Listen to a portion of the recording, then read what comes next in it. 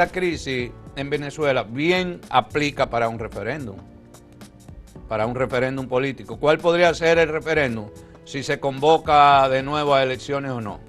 Cuando yo vi que Chávez hizo que el Congreso le diera poderes plenos, yo dije, se embromó Venezuela. En ese momento, ¿cómo es que Maduro ha logrado la lealtad militar y a través de los militares sofocar los levantamientos y luchas?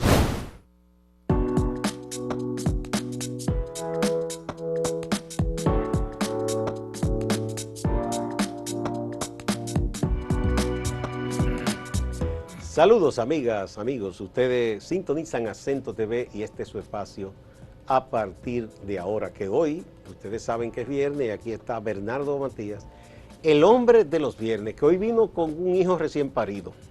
Este libro es el más reciente de Bernardo Matías, se llama Un país y una época, entre las utopías y el desgarre de lo real.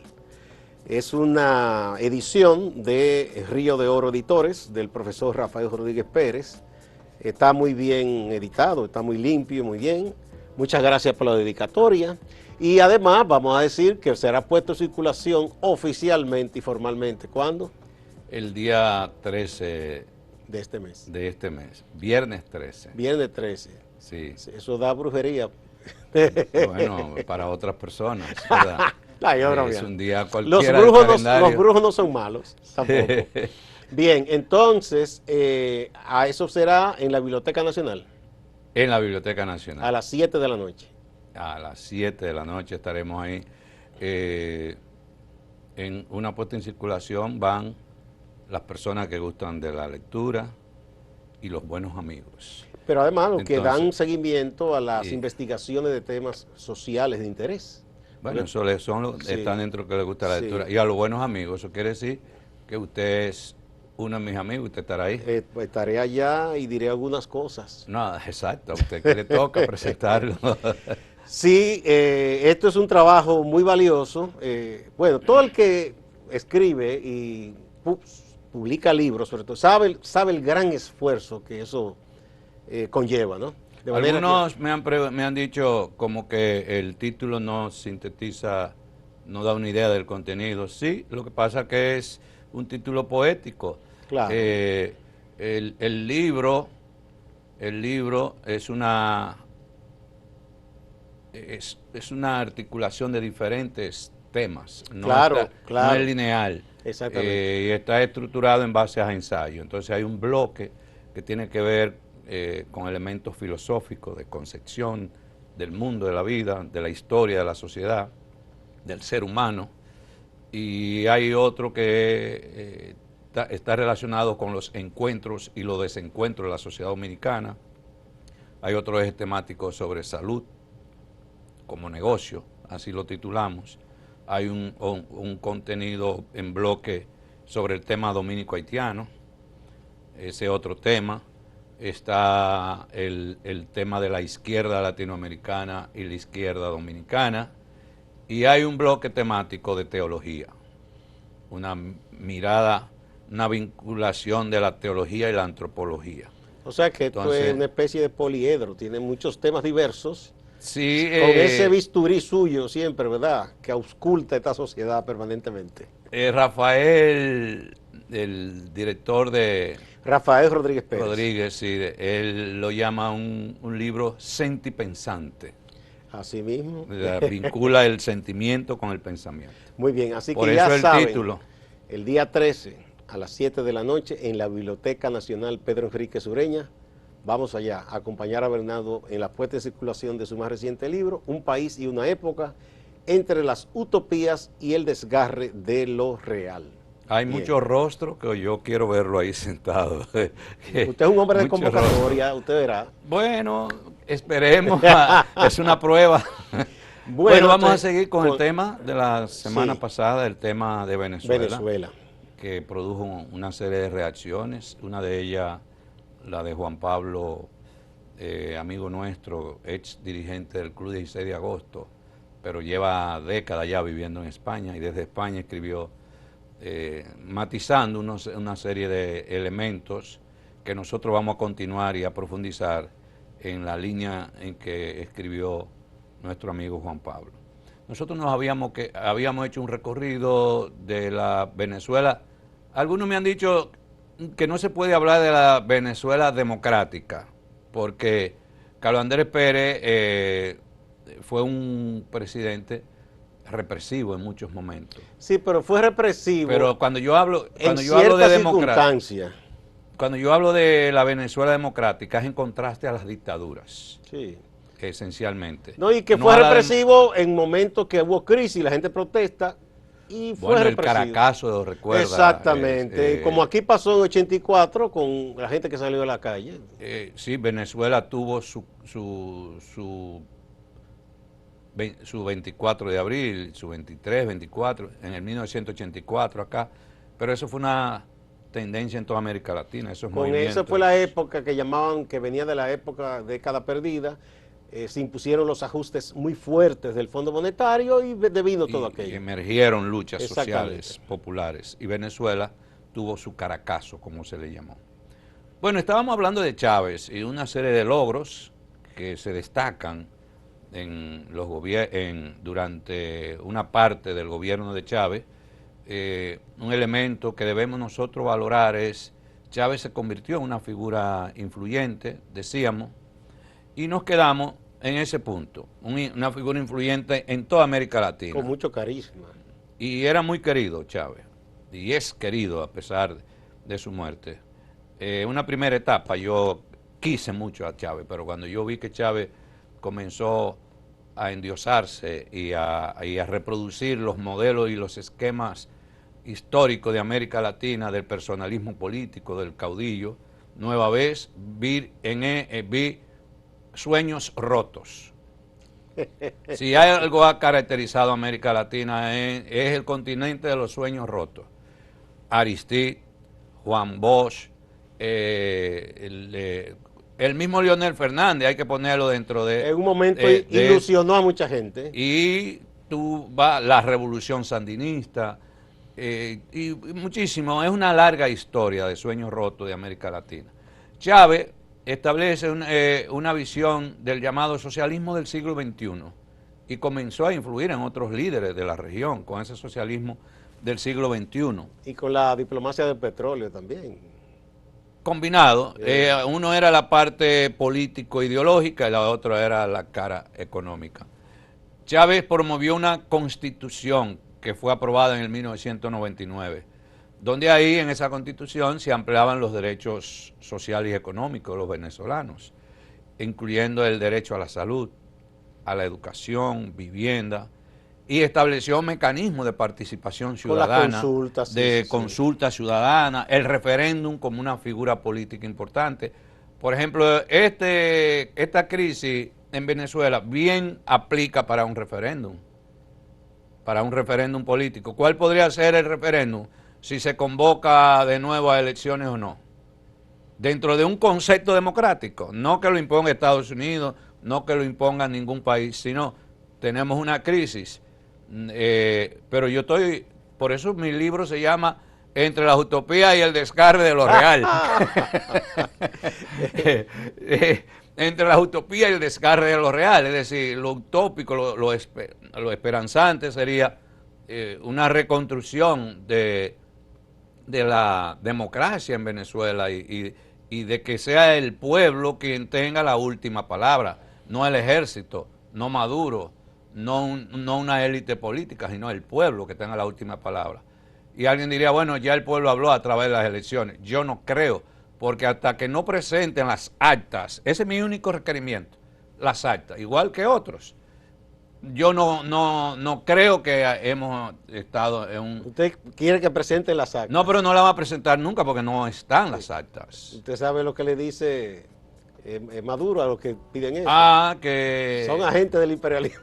No, que X hizo un algoritmo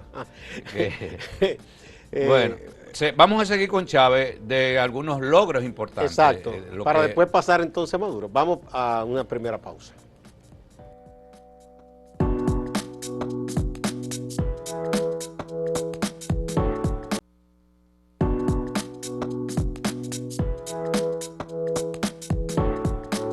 Recuerden que el día 13 a las 7 de la noche en la Biblioteca Nacional Pedro Enríquez Ureña, Bernardo Matías, el hombre de los viernes, pondrá en circulación su más reciente libro, Un país y una época, entre las utopías y el desgarre de lo real. Acompáñenos esa noche, que será importante, y además usted podrá adquirir este libro, que es una joya bien editado, con una diversidad de temas tratados, un ensayo, que serán para enriquecer su conocimiento de la sociedad y otros temas. Continuamos, Bernardo, entonces, con Bien, sigamos Venezuela. con Chávez. Chávez es ese tipo de liderazgo que divide las opiniones en pedazos por mitad, donde hay lo que satanizan y lo que lo idealizan y cuasi idolatran, como en algunos puntos de Venezuela. Pero Chávez fue un político de carne y hueso. Logró renegociar la deuda externa, un logro importante, y la redujo significativamente, de los pocos casos de América Latina. Evidentemente, todo el boom del petróleo sí, que se primera vez llegó a mucho dinero, muy por encima de los $100 barril. Entonces, para los que satanizan a Chávez, esta parte que estoy tratando, Chávez tuvo grandes logros en sus primeros gobiernos, y uno de ellos fue este. Y esto le permitió mejorar la situación financiera de Venezuela en el corto plazo, porque él heredó una Venezuela económicamente en crisis, y destinar más recursos a los programas sociales. La salud, por ejemplo. Sí. Ahora, ¿cuáles fueron los desaciertos de Hugo Chávez? Esto viene para los que satanizan, ¿verdad? Esto le cae muy bien. Para los que lo idealizan, no tanto. La parte anterior que terminamos, es inversa. Aunque Chávez utilizó los ingresos petroleros para financiar programas sociales, no diversificó la economía venezolana. Ese fue uno de desaciertos, manteniendo un exceso, una dependencia excesiva del petróleo. Esto dejó al país muy vulnerable a las fluctuaciones de los precios del petróleo. En la medida que el petróleo sube, el país económicamente mejora, pero cuando hay caída, el país se ve críticamente amenazado, o no solo amenazado. Yo le agrego otra respecto al petróleo, que no hicieron las inversiones requeridas para modernizar todas esas instalaciones. Ellos se quedaron atrás en eso. Claro, y eso lo hace dependiente de los que tienen la tecnología. Otro aspecto que nadie puede negar es el personalismo político, la centralización y el control estatal. Ese socialismo del siglo XXI fue una reproducción de los mismos errores del llamado socialismo histórico. Socialismo histórico que lo que hizo fue desarrollar modelos de economías centralizadas que no contribuyeron a generar riquezas para entonces lograr tener bases productivas importantes y riqueza para la reproducción, la redistribución. Hubo un momento, Chávez tenía el control de todas las instituciones en Venezuela. Y ese control se había dado bajo un contexto muy legítimo de votación popular, que ningún organismo ni los propios Estados Unidos pudieron cuestionar. Pero cuando yo vi que Chávez hizo que el Congreso le diera poderes plenos, yo dije, se embromó Venezuela. En ese momento se embromó Venezuela, porque aquí estamos de nuevo frente a un nuevo caudillo latinoamericano. Y que hace de la política un culto a la persona. Y se creó una cultura de exaltación y de endiosamiento de su figura carismática. Otro elemento fueron las políticas de expropiación y nacionalización de empresas privadas. Y esto quita incentivo a la inversión. Claro. Y por supuesto afecta negativamente a la economía. El modelo de economía centralizada y de expropiación es un modelo fracasado realmente a nivel mundial. Y porque ese modelo lo que hace es que no permite la producción y generación de riquezas en los países. Durante su gobierno, Chávez limitó la libertad de prensa, comenzó a establecer sanciones, a intimidar a la oposición. Nadie puede negar eso. Es decir, yo personalmente yo no apuesto a ningún gobierno, ni de derecha ni de izquierda, que persiga a la oposición, a menos que esa oposición esté estructurando golpe de Estado. Si toma las armas. Ya hay un problema de legítima defensa del propio Estado. Pero si la oposición está emergiendo y está logrando el apoyo popular, bueno, el problema no está en la oposición. Y aunque no logre el apoyo, si mantiene un discurso crítico, ese es su papel. La oposición está para eso, y eso consolida la concentración del poder en el Partido Socialista Unido de Venezuela y su figura. Fueron desaciertos del gobierno de Chávez. Las elecciones se convirtieron en una segunda etapa en escenario de ingobernabilidad hasta el día de hoy. Eso ha sido Venezuela. Y eso ha sido un elemento que ha contribuido al erosionamiento de las instituciones del Estado y a un debilitamiento de las instituciones y a estar controlada por la figura del presidente y del partido. Eso, yo no apuesto a ninguna sociedad de ese tipo. Y si alguien quiere estigmatizar esa visión, es un problema. Yo apuesto a una sociedad donde las instituciones no estén dominadas ni controladas, ni por una figura ni por un partido. Que mantengan su autonomía propia y su proceso de crecimiento, desarrollo, fortalecimiento sobre la base de regulaciones y sobre la base de la ética. Las élites y las oligarquías tradicionales en Venezuela, nadie puede negarlo, hicieron fila para erosionar el gobierno de Chávez y su liderazgo. Le dieron un golpe incluso. En alianza con los Estados Unidos. Le dieron un golpe de Estado. Un golpe fallido. Pero eso es parte de un contexto de ingobernabilidad y de crisis y de un liderazgo avasallante de la oposición y de los sectores privados. Entonces, las élites y las oligarquías se aliaron y todavía hoy siguen aliadas contra el régimen chavista. Hasta el final de su mandato, la economía venezolana entonces comenzó a mostrar signos de deterioro significativo al final del mandato de Chávez, con una creciente inflación, escasez de alimentos y productos básicos y una crisis de divisas. Y el petróleo comenzó a bajar. Y el petróleo y el modelo de economía estatista centralizado del socialismo histórico nuevamente fracasó con el llamado socialismo del siglo XXI, que no tuvo nada del siglo XXI ese socialismo, fue una réplica de los modelos socialistas del pasado. Yo no vi ninguna innovación. Las políticas de control de precios y de cambio de cambio de moneda. Sí, eso nunca ha funcionado. Eso se vuelve un problema donde se establece, porque era un mercado negro y muchísimas cosas. Entonces tú tienes un legado, y así termina Chávez, un legado histórico, polarizante y complejo.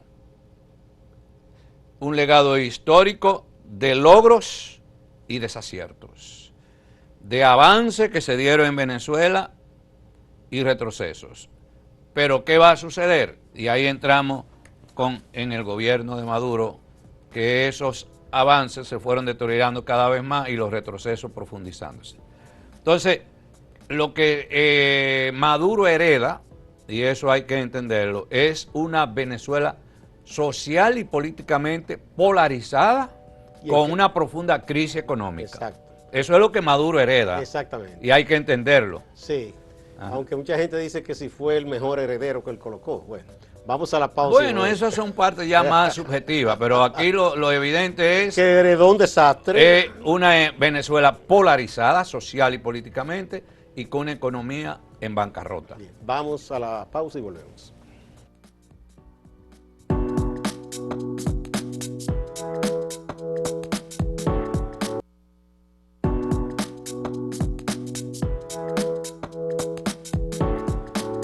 Continuamos. Esta vez ya entramos en la etapa de lo que hereda Maduro. Entonces la pregunta que muchos nos hacemos es, ¿cómo es que Maduro, en medio de ese escenario de crisis, ha permanecido en el poder? Algunos dan respuestas simples y frases. Vamos a ver algunos elementos de política cruda, real, concreta, que son las que explican por qué Maduro mantiene el control del poder en Venezuela. El primer elemento, en cualquier sociedad, el control de las Fuerzas Armadas es determinante. Ese es uno. Y el Estado en sí mismo, que tiene muchas cosas. Y las estructuras del Estado, las que legitiman. Tiene muchos resortes y muchos alcances. Pero centrémonos en primer momento sobre el tema de la lealtad militar. ¿Cómo es que Maduro ha logrado la lealtad militar y a través de los militares sofocar los levantamientos y luchas populares, que son reales? No son de que personas pagadas de que por el imperialismo. Pueden haber algunas personas pagadas. No, los que le pagan no se tiran a la calle con tapalos. Son gente del pueblo descontenta, olvídate, gente del pueblo descontento. Y así como hay descontento, hay otros que están con el régimen de Maduro. Y es una sociedad polarizada, dividida. Mecanismo utilizado, asignación de cargos claves en el gobierno y la economía a militares. El modelo cubano. El control de la distribución de alimentos y bienes básicos.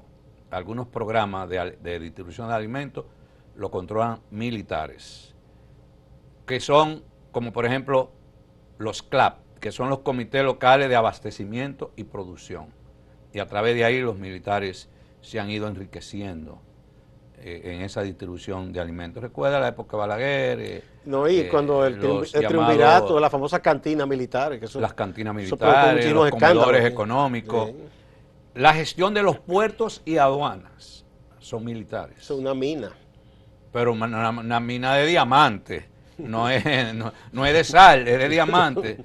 El incremento salarial y el mejoramiento de las condiciones económicas. Bonificaciones y beneficios de vivienda, todo esto con los militares. El acceso preferencial a divisas. Los militares en Venezuela, una gran parte, controlan el mercado de las divisas. La impunidad y la protección legal y fuerzas paramilitares protegidas por el propio gobierno. Entonces eso le da una cohesión y un fortalecimiento en la estructura militar. Por eso en la crisis de hoy muchos creemos que mientras el ejército, los militares sigan siendo leales a Maduro, es difícil que la oposición... Es que son leales a ellos mismos, porque son parte de una estructura que los ha beneficiado mucho. Un segundo elemento es que Maduro tiene una base popular real, y el chavismo, sí, a través de los programas sociales. Sí, eso no se puede negar. Estos programas tienen el objetivo de mitigar las crisis en Venezuela, sí, y están repartidos por todo el país. En todas partes del mundo donde existen esos programas, quien está en el poder los utiliza para fines electorales. Pero parte de la crisis de la base popular de Maduro en este momento viene dada por crisis de esos propios programas sociales que están siendo objeto de crítica, de corrupción y de la calidad de lo que ahí se está distribuyendo. Entonces eso ha ido también erosionando la base popular. No es que haya un hartazgo necesariamente, es que estos programas sociales han ido perdiendo fuerza. Por ejemplo, estos programas, las cajas contienen arroz, pasta, aceite, productos enlatados. Y esto se hace a través del CLAT. Hay una cosa que llaman harina pan, que ellos comen mucho, para unas arepas que hacen. 6 millones de familias son beneficiadas, o por lo menos están dentro de estos programas. A nivel de vivienda, que es la misión Vivienda Venezuela, 3 millones de viviendas. Ellos hablan de 5, pero son 3 nada más. 3 millones de viviendas. Misión Barrio Adentro, que es, en términos de salud, 30 millones de consultas médicas realizadas anualmente, con todo lo que implica atención, medicamentos, etcétera. Misión Rivas, que es un programa social para jóvenes que terminan la educación secundaria. 1 millón de jóvenes que terminan la educación secundaria. Tú ves, estamos hablando de un aparato asistencial. De incidencia. De incidencia. Cientos de miles de madres y sus familias a través de la misión Madres del Barrio. Parece que Abinader aprendió de eso. Es que es el mismo modelo. Sí, es el mismo modelo. Eso viene del foro de Sao Paulo. Todo. Misión Jóvenes de la Patria. Este es para la educación técnica y vocacional. Cientos de miles. La misión Sucre, que se enfoca en ofrecer educación superior gratuita a estudiantes de bajos recursos, con el objetivo de fomentar el acceso a educación secundaria. Más de 1 millón de jóvenes. Y otro elemento de fortaleza del gobierno de Maduro son las alianzas internacionales estratégicas. Hoy vivimos un mundo multipolar, no unipolar ni bipolar, multipolar. Entonces China, Irán, el BRIC es un aliado importante. Y India, Sudáfrica. Y otro elemento, Venezuela desde el 2022 venía logrando una relativa recuperación económica y un crecimiento económico, pero una recuperación moderada. Ahora, ¿cuál ha sido la crisis que ha erosionado la base social del régimen de Maduro?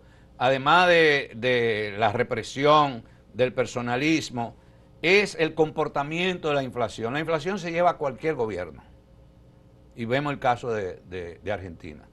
2013 la inflación era de un 56.2%, pero ya en el 2017 era de 862%. Y en el 2018, 1.698.488% de inflación. Sí, eso fue que la moneda eran montones de papeles para comprar algo, ¿no? Y después comenzó a bajar. Sí. 9.000, 2.000, 234. ¿Por qué bajó? Porque él aplicó política de mercado para la moneda y para los precios y se olvidó de esos controles y se fue normalizando. Entonces, el elemento que más ha erosionado el régimen madurista es la inflación en Venezuela y un creciente empobrecimiento en Venezuela, producto de una economía que no ha salido de su crisis, estaba empezando a salir de su crisis, pero esa crisis tiene que ver mucho con la ingobernabilidad y con modelos de gestión económica centralista, donde grupos económicos importantes fueron afectados e hicieron fila en contra del régimen, y un modelo de control del Estado y de la economía basado en un esquema centralista fracasado. Sí. Hay otros puntitos que podríamos seguir profundizando. La semana que viene. Pero bueno, vamos a ver si da para la semana que viene. Bueno, muchas gracias, Bernardo. Hay que recordar que el 17 a las 7 de la noche, perdón, el día 13, el 13. El viernes 13. Viernes 13 a las 7 de la noche, este libro de Bernardo será puesto en circulación en la Biblioteca Nacional. Un país y una época entre las utopías y el desgarre de lo real. Allá nos vemos. Esa fecha no se olvidan, viernes 13. Viernes 13. Muchas gracias.